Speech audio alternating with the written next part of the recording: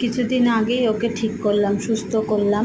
আবার কালকে রাত্রে এই ঝড় বৃষ্টির মধ্যে হয়তো কারোর বাড়িতে গিয়ে একটু আশ্রয় নিয়েছিল, কিন্তু তারাও আশ্রয় দেয়নি, বরঞ্চ পায়ের মধ্যে মেরে আবার পাটা ফুলিয়ে দিয়েছে। যেহেতু একই পায়ের ওপরে আবার আঘাত খেয়েছে, তো বেচারি আর উঠতেই পারছে না। এই আমার ঘরে এসেছে, তো কালকে রাত থেকেই আমার কাছেই আছে। এইভাবে শুয়ে শুয়ে ভাত দিচ্ছি, এইভাবে খাচ্ছে। ডক্টরকে ফোন করা হয়েছে, ওষুধ আনা হয়েছে, এখন আবার ওষুধ দেওয়া হবে।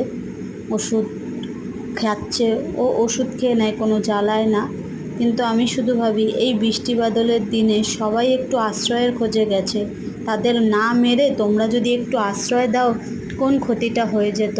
এই বাচ্চাটি তোমাদের কোন ক্ষতি করেছিল? বাচ্চাটি তো খাওয়ার চায়নি, হয়তো ভিজে গিয়েছিল, আশ্রয় চেয়েছে।